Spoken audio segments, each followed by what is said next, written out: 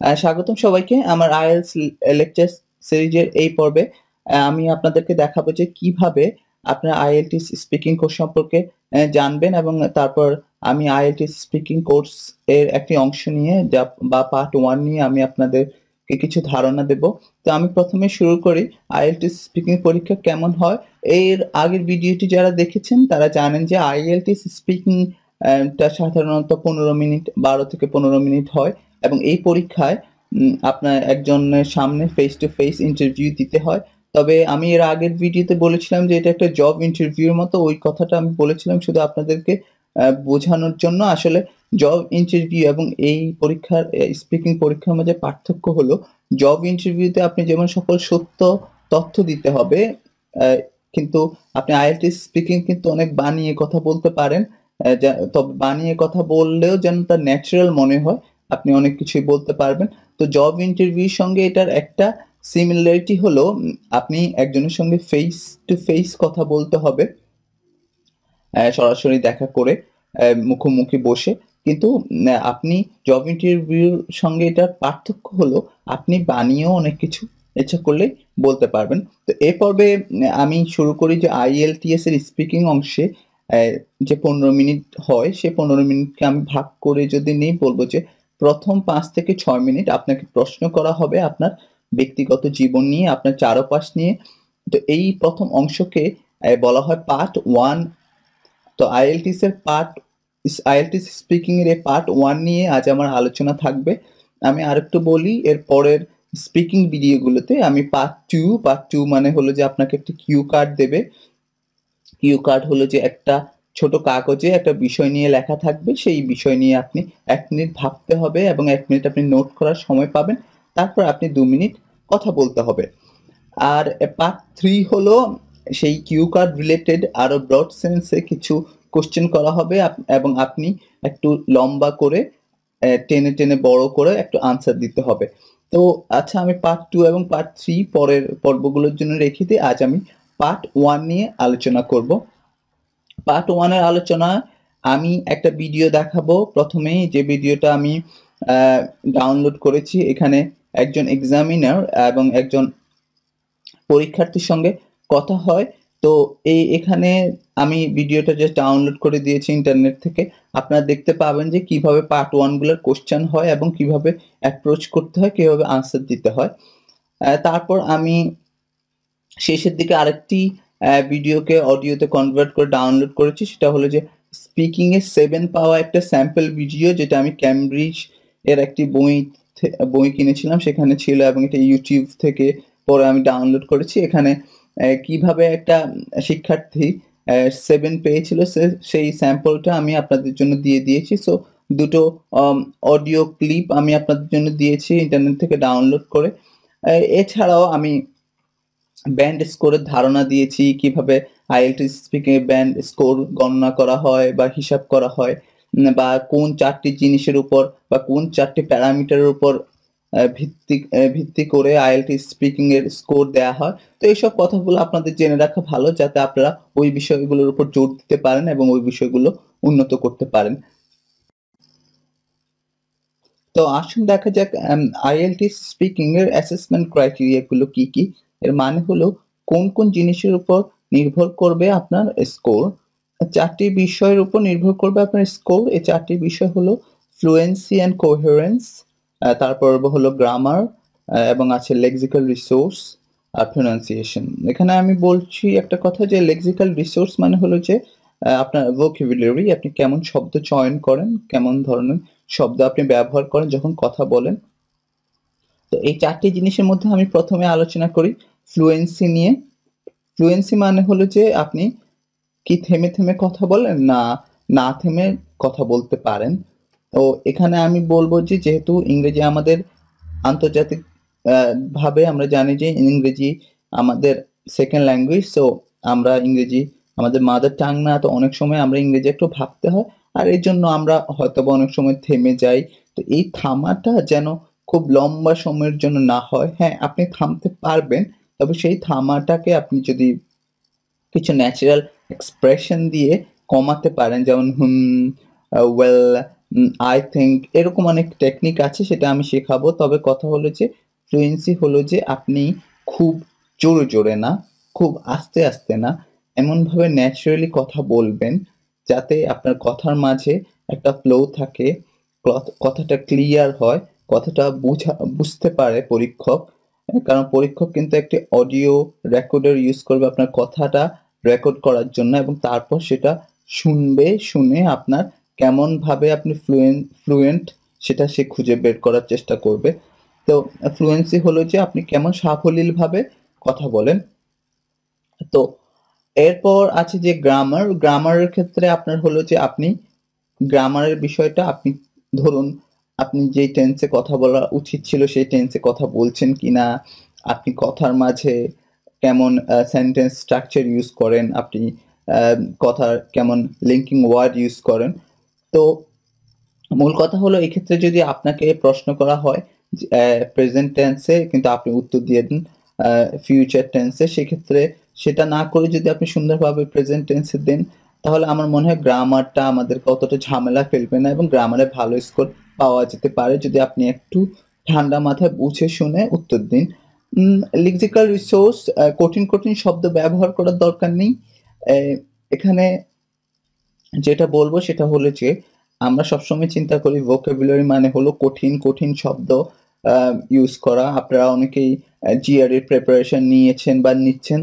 এখানে একটা কথা বলে রাখি যে কঠিন শব্দগুলো ব্যবহার করলে ঠিক আছে, কিন্তু কঠিন শব্দ ব্যবহার করতে গিয়ে আমরা আসলে আমাদের স্পিকিং এর ন্যাচারাল ফ্লোটা কমিয়ে ফেলি। এবং একটা কথা মনে রাখবেন, আমি যদি বাংলায় কথা বলার সময় আমি কিম্বুত, কিম্বাকার অথবা এমন শব্দ ব্যবহার করি যেগুলো আসলে আমরা বুঝতে কষ্ট হয়, বা ন্যাচারালি যেগুলো অতটা ইউজ হয় না, সেসব শব্দ যদি আমরা ব্যবহার করি তাহলে কিন্তু কথাটা সুন্দর হবে না। তো আমাদেরকে এমন শব্দ চয়ন করতে হবে। আমি একটা উদাহরণ দিয়েছি এর পরের অংশে, কিন্তু এখনই বলে রাখি। ধরুন আপনাদেরকে যদি এডুকেশন নিয়ে কথা বলা হয়, আপনি যদি এই এডুকেশন, বাংলাদেশের এডুকেশন নিয়ে কথা বলতে দিলে যদি আপনি এডুকেশন নিয়ে কঠিন কঠিন শব্দ ব্যবহার না করে এডুকেশন রিলেটেড কিছু সুন্দর শব্দ, এখানে ভোকাবুলারি বলতে আমি বোঝাবো যে যেগুলো কম ইউজ হয় এরকম ধরনের ভোকাবুলারি, বাট যেগুলো সহজ,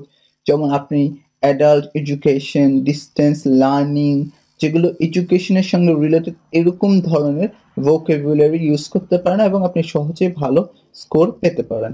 তারপর রয়েছে প্রোনাউন্সিয়েশন, আপনি উচ্চারণ কেমন করেন। এক্ষেত্রে দয়া করে আপনি ব্রিটিশ অথবা আমেরিকানদের মতো কথা বলার দরকার নেই।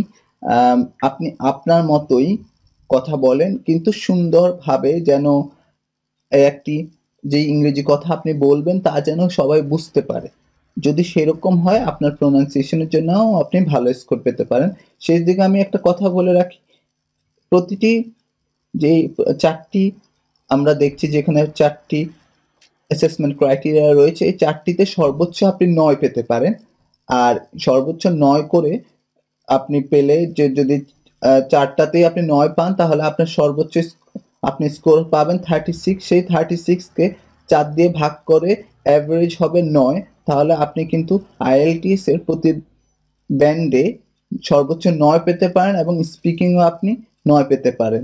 তো এই ছিল আমার অ্যাসেসমেন্ট ক্রাইটেরিয়া নিয়ে আলোচনা।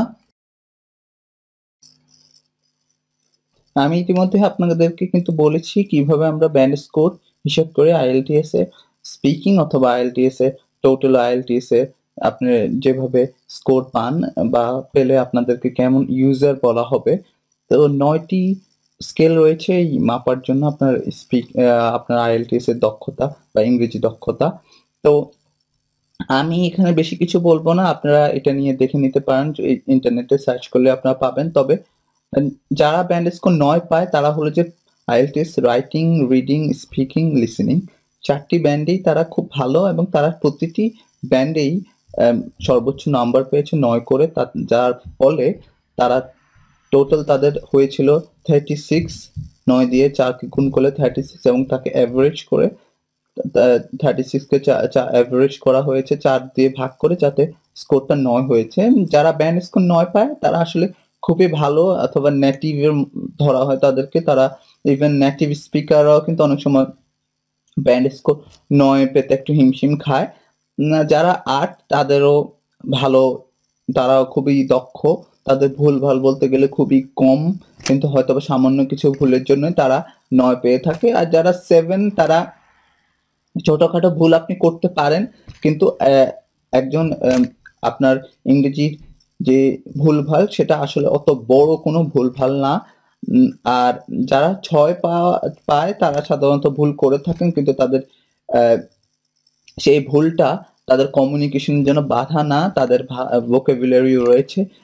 তবে অন্যান্য ৯, ৮, ৭ এর তুলনায় তাদের দক্ষতা কিছুটা কম। তো আমি এই ৪ টা ব্যান্ড নিয়ে আলোচনা করব এবং সংক্ষেপে একটা বলে রাখি যে ৬ একটু চেষ্টা করলেই কিন্তু আপনি ৬ এবং একটু ভালো এফোর্ট দিলে কিন্তু আপনি ৭ পেতে পারেন। আর যা দিয়ে আপনি ভালো কোনো ইউনিভার্সিটি কিন্তু ভর্তি হতে পারেন। Now, in this first part, I'd like to ask you some more questions about yourself. Okay. Let's talk about your hometown or village. What kind of place is it? It's quite a small village, about 20 kilometers from Zurich. And it's very quiet, and we have only two little shops because most of the people work in Zurich or are orientated to the city. What's the most interesting part of this place, the village? On the top of a hill we have a little castle, which is very old and quite well known in Switzerland. What kind of jobs do people in the village do? We have some farmers in the village, as well as people who work in Zurich as bankers or journalists, or there are also teachers and some doctors, or some medicines. Right. Would you say it's a good place to live? Yes, although it is very quiet, people are friendly, and I would say it's a good place to live there, yes. Let's move on to talk about accommodation. Tell me about the kind of accommodation you live in. এখন আমি IELTS part 1 speaking এ কিভাবে উত্তর দিলে অথবা কিভাবে এক্সামিনারের প্রশ্নের উত্তর দিলে আপনি ভালো স্কোর অথবা কাঙ্ক্ষিত স্কোর পেতে পারেন সে নিয়ে আমি আলোচনা করব। আমরা জানি পার্ট 1 এর কোশ্চেনগুলো উত্তর আপনি ইয়েস নো দিয়েও দিতে পারেন অথবা খুব ছোট আকারে দিতে পারেন। সেই ক্ষেত্রে আমি বলবো খুব ছোট আকারে না দিয়ে অথবা ইয়েস নো না বলে তার সঙ্গে আপনি একটু বাড়ানোর চেষ্টা করবেন। আপনার উত্তর 2 থেকে 3 সেন্টেন্স করার চেষ্টা করবেন। একটি উদাহরণ দেই, যদি আপনাকে বলা হয় প্রথম কোশ্চেনটাই সাধারণত IELTS এ আসে, what is your full name অথবা can you tell me your full name, সেক্ষেত্রে আপনি বলতে পারেন my full name is Raihan Chowdhury and you can call me Raihan. So এই ক্ষেত্রে আমি কিন্তু 2 সেন্টেন্সে আমার উত্তর দেওয়ার চেষ্টা করেছি, সেটা কিন্তু মাত্র রায়হান চৌধুরী দিয়েও দেয়া যেত। তো আমি বলবো যে সেন্টেন্স দুটো হলে খুব ভালো হয়, একটি হলেও ভালো হয়, কিন্তু 2-3 শব্দের মধ্যে আপনার উত্তর দেওয়ার চেষ্টা করবেন না। মনে রাখবেন এটা স্পিকিং পরীক্ষা, সো এক্সামিনার আপনার মুখ থেকে কিছু কথা শুনতে চায় যাতে সে আপনাকে ইভ্যালুয়েট করতে পারে। দ্বিতীয় পয়েন্ট আমরা হবে যে ভালো উত্তর দেওয়ার জন্য আপনি স্পন্টেনিয়াসলি কথা বলার চেষ্টা করবেন। এমনভাবে কথা বলবেন যেন আপনি স্বাভাবিক আপনার বন্ধুর সঙ্গে যেভাবে কথা বলেন অথবা আপনার পরিবারের সবার সঙ্গে যেভাবে আমরা বাংলা কথা বলি সেভাবে। জি, আপনি মাঝে মাঝে থেমে থেমে কথা বলতে পারেন বাংলায়। আমরা কথা বলার সময় মাঝে মাঝে ইয়াস, ওয়েল একটু চিন্তা করতে পারেন, তবে সেই চিন্তার সময়টা হবে খুবই ছোট। কারণ মনে রাখবেন যে আপনার ফ্লুয়েন্সির জন্য একটা স্কোর রয়েছে। যদি আপনি খুব থেমে থেমে বা অনেকক্ষণ চিন্তা করে উত্তর দেন তাতে আপনার ফ্লুয়েন্সিতে স্কোর খুব কমে যাবে। আর একটা কথা মনে রাখবেন, যেহেতু IELTS স্পিকিং পার্ট 1 এ আপনার সম্পর্কে জিজ্ঞাসা করা হবে। তো আপনার যে জিনিসগুলো সেগুলো আপনি ইতিমধ্যেই জানেন। তো আপনি শুধু সেগুলোকে সুন্দরভাবে গুছিয়ে উত্তর দিতে হবে। তৃতীয় যেই পয়েন্টটি আমি বলব, ব্যাকরণের ব্যাপারে একটু কেয়ারফুল থাকতে হবে। এখানে আপনাকে কনফিউজ করার জন্য তারা প্রেজেন্ট টেন্সের পাশাপাশি মাঝে মাঝে আপনাকে আপনার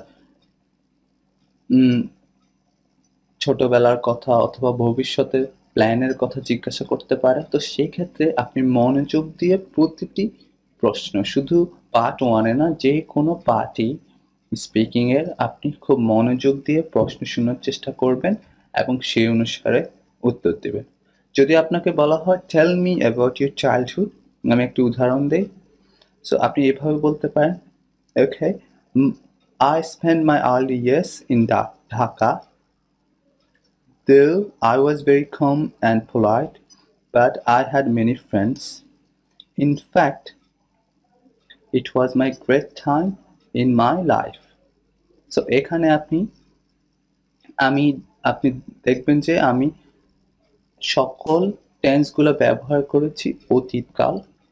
আমি এখানে কিন্তু প্রেজেন্ট টেন্স অথবা ফিউচার টেন্স ইউজ করিনি।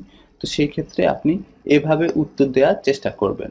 যদি আপনাকে বলা হয় what is your aim in the future, সেক্ষেত্রে আপনি ফিউচারে কি করতে চান, অন্তত উইল অথবা শ্যাল অথবা যে কোনো ফিউচার টেন্স ইউজ করে আপনি আপনার উত্তর দেওয়ার চেষ্টা করবেন। 4 নম্বর পয়েন্ট, উত্তর মুখস্থ করবেন না। আমি বলবো আপনার সম্যক জিনিস, আপনার সম্পর্কে যে জিনিসগুলো আছে সেই জিনিসগুলো জানার চেষ্টা করবেন, কিন্তু কখনোই উত্তর মুখস্থ করার চেষ্টা করবেন না। তাহলে আপনি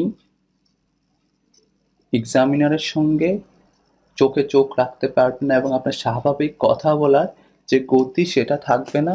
এবং এক্সামিনার যদি বুঝতে পারে যে আপনি মুখস্থ উত্তর দিচ্ছেন, সেক্ষেত্রে আপনার স্কোর কমে যেতে পারে। তবে হ্যাঁ, আপনি কিছু ধারণা রাখবেন আপনার সম্পর্কে, আগে থেকেই গুছিয়ে রাখবেন কিভাবে আপনি বলবেন, কিন্তু এমনভাবে বুঝতে দিবেন না এক্সামিনারকে যে আপনি মুখস্থ আগে থেকে কিছু জানুন।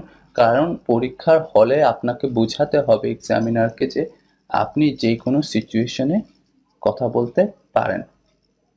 আর বলবো দুটো কথা, খুব শান্ত থাকার চেষ্টা করবেন, ভেরি রিল্যাক্স।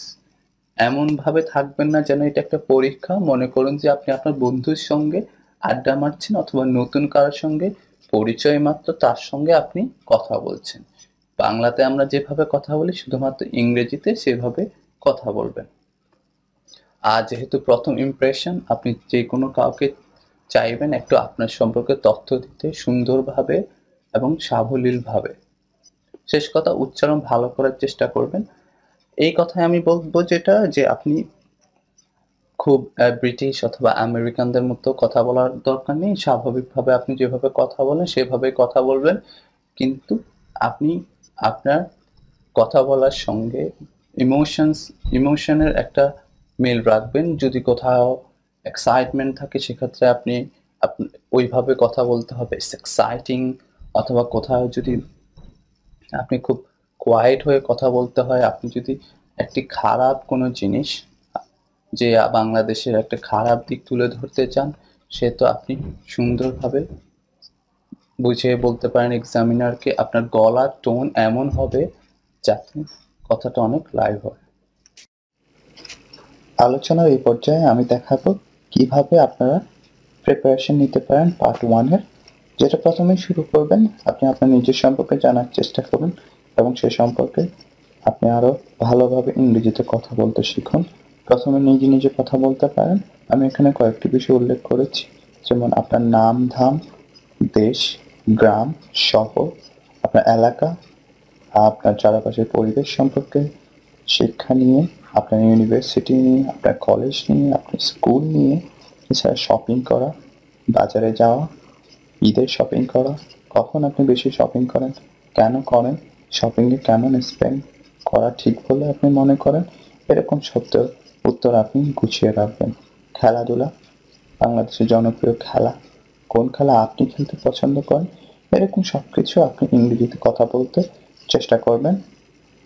এছাড়াও প্রাত্যহিক জীবনে আপনার জীবনের আশেপাশে যেসব জিনিস ট্রান্সপোর্ট বলুন, চিকিৎসা সেবা বলুন, রাস্তাঘাট, আপনি যেখানে থাকেন, আপনার বাড়ি, কেমন বাড়িতে থাকেন, এই ধরনের সকল কিছু নিয়েই আপনি ইংরেজিতে একটু চিন্তা ভাবনা করে রাখবেন কথা বলার জন্য। এরপর যে জিনিসটা আসবে সেটা হলো যে আপনি ইংরেজিতে কথা বলবেন। সেটা যদি কেউ শোনার না থাকে, সবচেয়ে ভালো জিনিস হলো আপনি আপনার একটা যদি রেকর্ডার ব্যবহার করুন।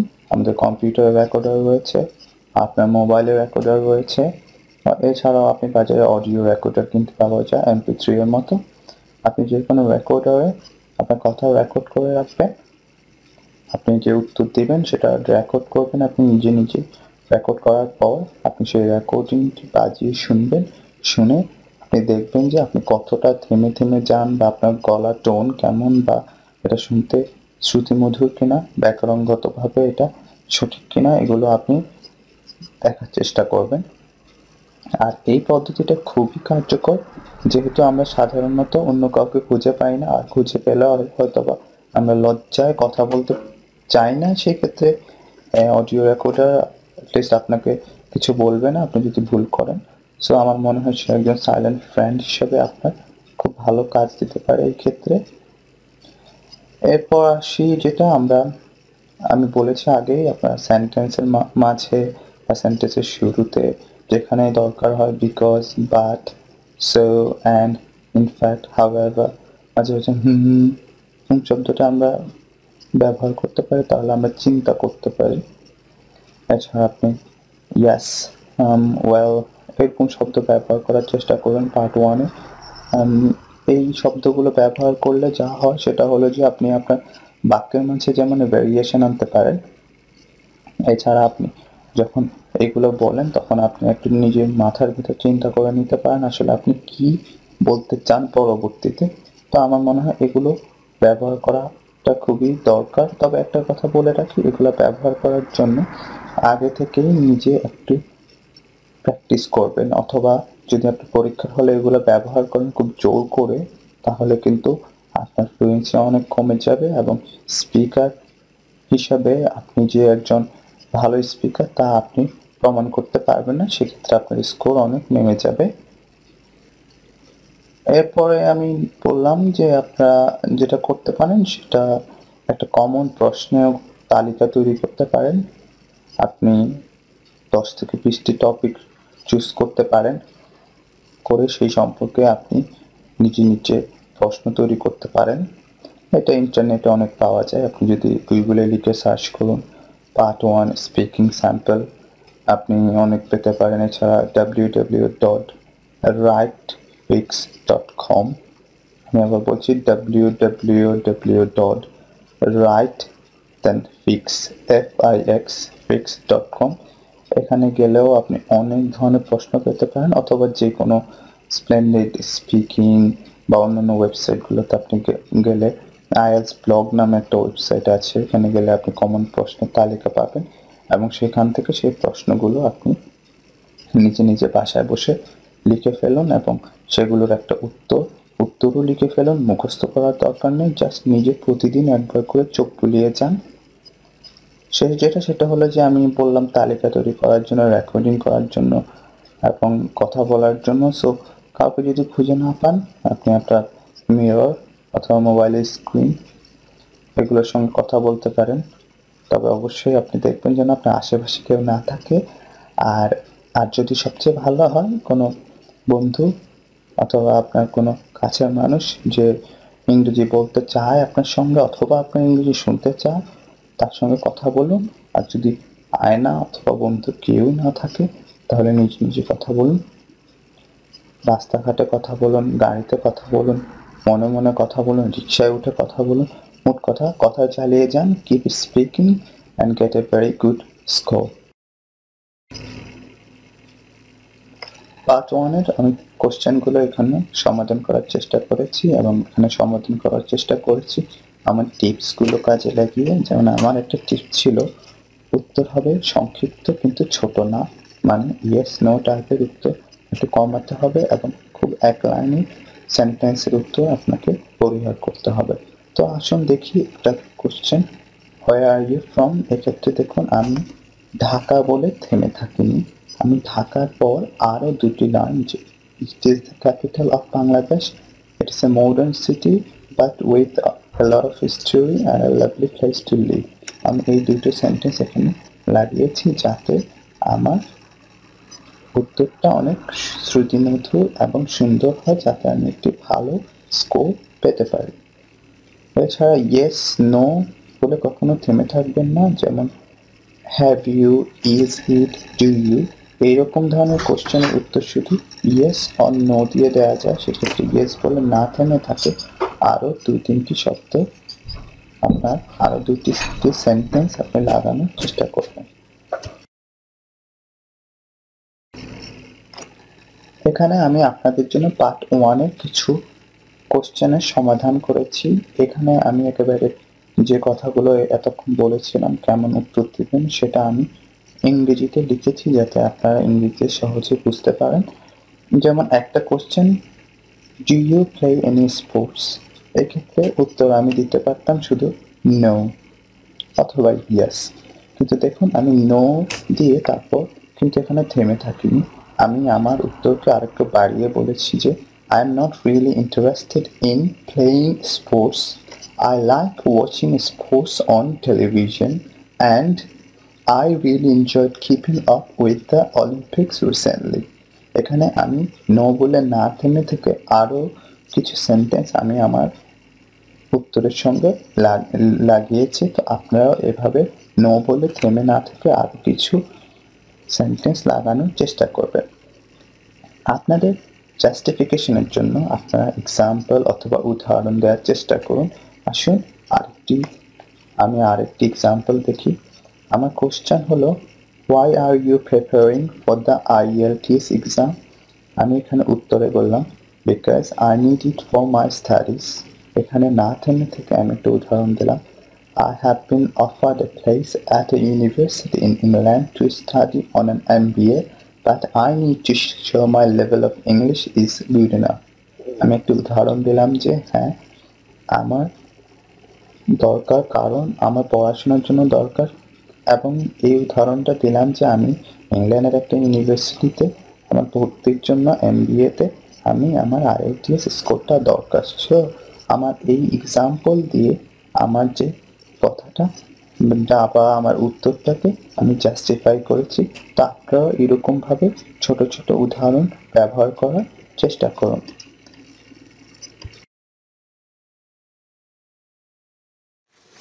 Good morning. Good morning. My name is Phil Smith. Can you tell me your full name, please? My name is Sausan Hassan. Thank you. And can you tell me where you're from? I'm from Syria. Can I see your identification, Yes, please? sure.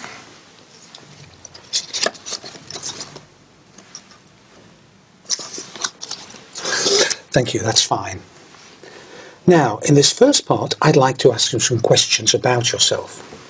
Let's talk about what you do. Do you work or are you a student? I'm a student. And what subject are you studying? English literature. Why did you choose this subject? Well, I like literature very much, and English is international language, so English literature is one of the best majors I've ever studied, so I like it very much. What do you hope to do when you finish your studies?